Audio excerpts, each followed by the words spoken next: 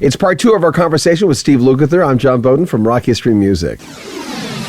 How did you meet Eddie? I met him at the California World Music Festival in 1978. First, both of us had our first albums out, and I obviously wanted to meet him. We'd heard about each other as kids, like hanging out in, Guitar Center in Hollywood, and they were playing at Guitari's. And we had one of our high school bands, me, Mike Landau, John Pierce, and David Levy. His father was Stan Levy, the famous jazz drummer. We auditioned at 16, and we got the gig until they found out we were 16, and Van Halen was the headline act. And I always thought Van Halen was a guy named Van Halen. You know what I mean? I didn't think it was a band. I just heard this great guitar player guy named Eddie, but I never heard him until the first album. I mean, and how did that friendship start? It's just mutual admiration. You guys somehow. Well, and we just were peas in the same pod, man. We just laughed. We laughed. We were two goofy to play guitar. And he was so badass, and he said, we should hang, man. And he called me up on the phone, and I said, come over to the house, and it's like I never left. I had a friend who 40 some odd years ago. I had a friend who interviewed him in the 80s, and he said, man, you're the greatest guitar in the world. And he says, nope, Steve Lukather is the greatest guitar in the world.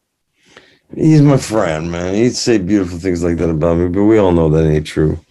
No, but I loved him like blood, man. And we weren't just guitar buddies. We were real friends. We went through the trenches, life, kids, divorce, new things, band fuck-ups, We had a lot in common. And we lived close to each other, and we were also troublemakers at the time. We were young, and it was fun, and then until it wasn't, and then we stopped. But I have so many insanely great memories of Ed that I could never share, but I always have right here. I'll be the guy when I'm old sitting by the fireplace. Well, I got a couple of stories for you. Yeah. Someone had told me that Alex was doing part of Jake the Bone during his drum solo. Yeah, he did take the riff and kind of play off that during their last tour.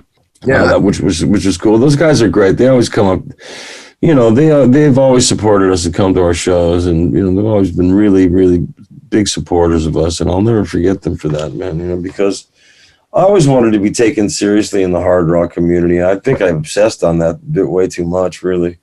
Looking back on that, I tried way too hard doing everything. But, everything works out the way it works out, and the friendships that were real lasted, and the ones that are not didn't.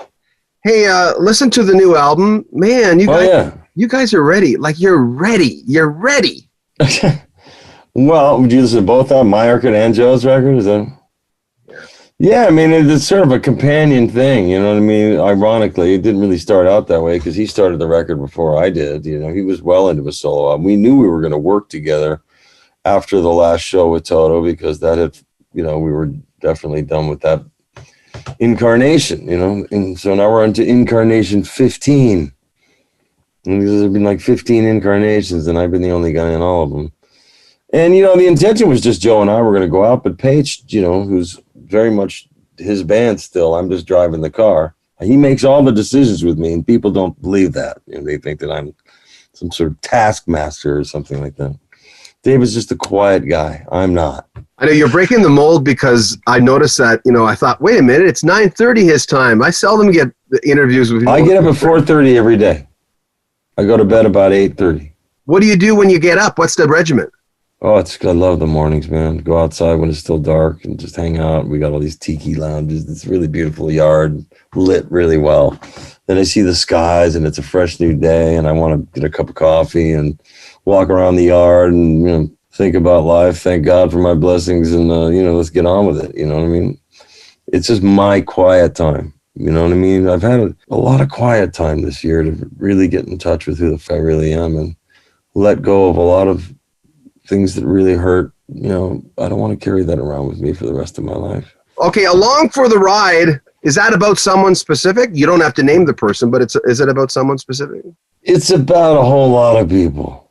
Your name here, suppose, I don't want to necessarily say. It was written with Stan Lynch from the Heartbreakers helped me with the lyrics, as did Joseph. Babco and I came up with the music and the melodies and stuff. But, it was just like, it was an angry song going through an angry time. You certainly found out who your friends are in the last couple of years, so there you go, right? Yeah, it's been an eye-opener for sure. Make sure you comment on our videos, subscribe to our channel, and share our videos. Keep buying t-shirts. Thank you so much. T-shirt sales goes to basically us expanding this channel.